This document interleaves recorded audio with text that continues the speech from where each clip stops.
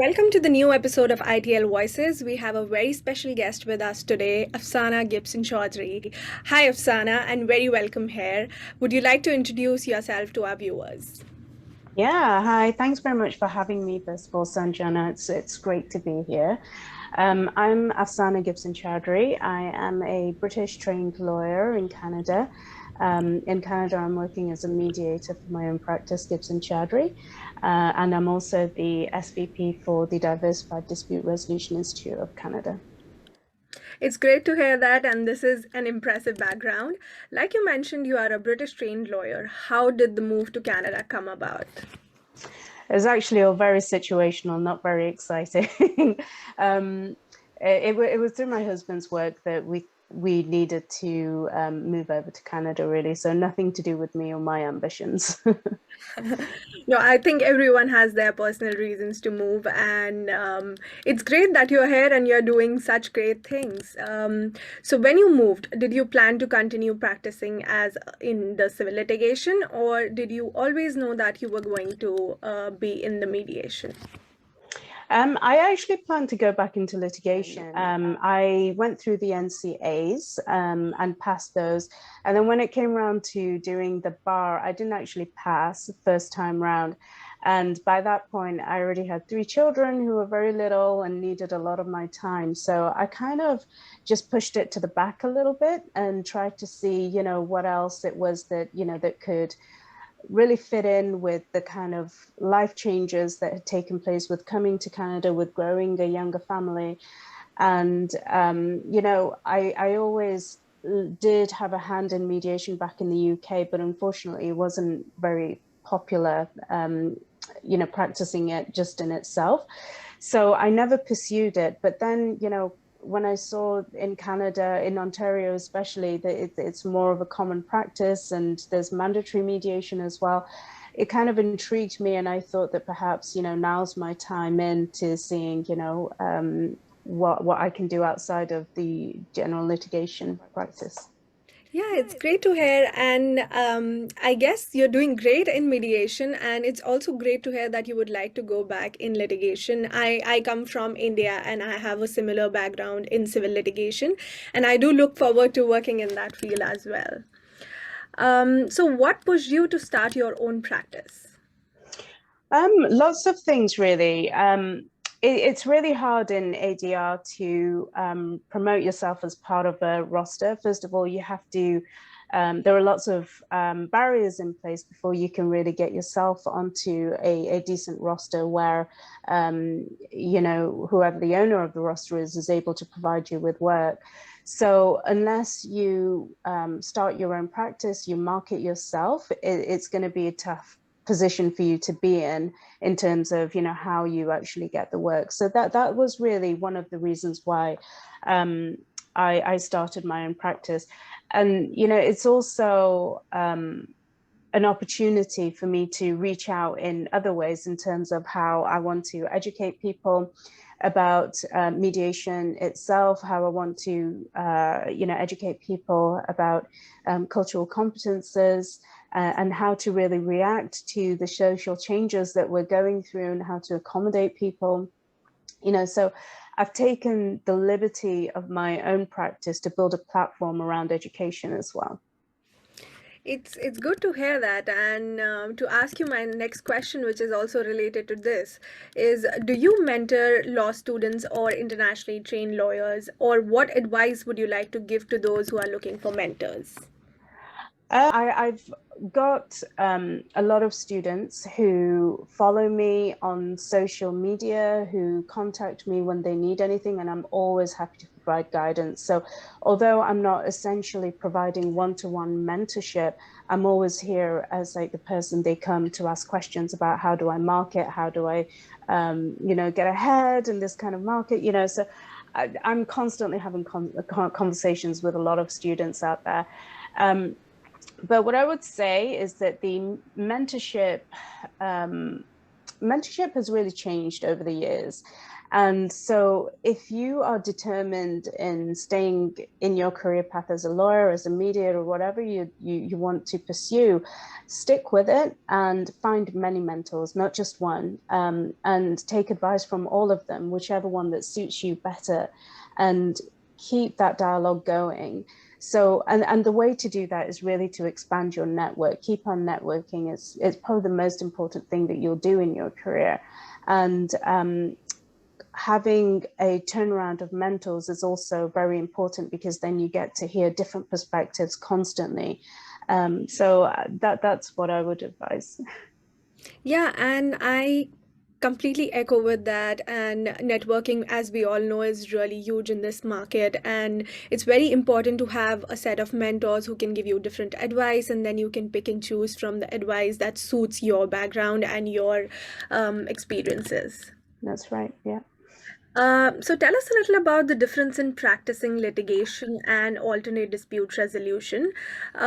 We know that we have heard it from clients' perspective that one could be better than the other. But as a lawyer, how does choosing one path over the other affect the nature of your practice, scope for the growth in the profession, and visibility in the community? Well, first of all, they are two very different practices, and habits as a litigator never leave you. So I always feel like when I'm in a mediation, I need to cross-examine all the clients, which is obviously not my place. So I find myself constantly having to remember that I'm not the litigator in this space anymore. And at times it can be quite frustrating because you've got burning questions you want to ask. And you can, there's nothing to say you can't ask those questions. It's just you have to be very careful as to how you ask them now. But then, it's quite comforting in a way that, I don't have to be the lawyer here. I can be the person that brings the parties together and settles a case for them, or at least tries. So there are major differences. And also, mediation isn't really a regulated profession either. So you're really that's very different to being a lawyer, as you will know. So you don't have anything to fall back on, and so you have to be careful as you how you continue on your practice as well. And then, having to have marketing strategies in your pocket all the time, having to manage your practice and become the manager of your own business is very hard, as well as, keeping the actual mediations going and continuing on your training as a mediator too. So there are a lot more aspects to it. It's all about self-learning. You're self-employed too. It's all about taking the initiative to make sure you get to the trainings to better your skills. And back in the days of litigation, your boss always told you, that you need to attend these CPDs, or you need to, we need to train ourselves in these practice areas. So you're always guided, whereas in mediation, you're not as guided. You're more guided by yourself than anything else. So. Yes, and I agree with that, and I think you have to always be in your toes. And going forward, do you have any interesting projects that are coming up that will interest our viewers, or something they would like to hear about? Oh, lots of initiatives coming up. I don't want to give too much away, but if you're on my social media, I'm sure you're going to find them. But I think one of the things that I'm really trying to push for at the moment is helping people understand what it means to be, to come from a racialized background and try and assimilate into society as if, you were an equal to anybody else.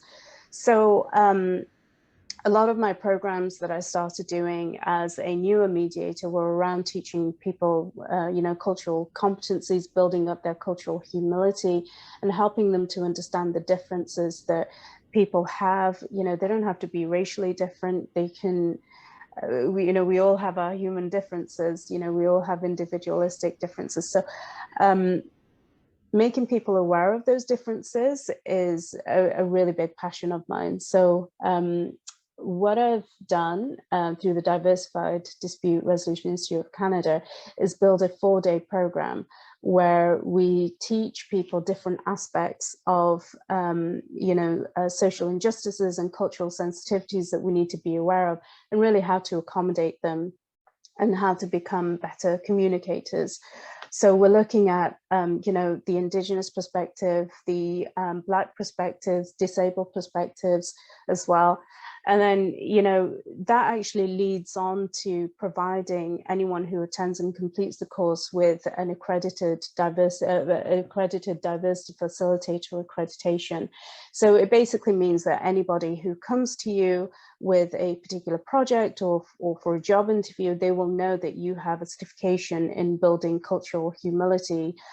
And so we're trying to promote that in a way that encourages people to take these courses and become more knowledgeable in the types of people that they're dealing with, because the Canadian society is changing continuously. Immigration is on the growth. So helping people become more aware from that perspective is really important to me. And this seems to be like a very good and thriving initiative, because as we know, like you mentioned, that the immigration is increasing by the day and people are moving. There's a lot of diversity in the country. So it's very important to sort of involve yourself in these initiatives. And I, for one, am very excited to sign up for this. So this was a great session. Just last few parting words you would like to give to our ITLs that could help them facilitate through this difficult journey of becoming a licensed lawyer in Canada. I say keep your strength up and just keep going. One of the things that I would say is really make yourself visible in the marketplace and grow your network. The more visible you make yourself, the more people are willing to pick you up and see you and hear from you. Do lots of writing and do good work. Thanks for the great words, Afsana. And this was great talking to you. And I hope our viewers enjoy this amazing session with you. Thank you so much for having me. I really appreciate it.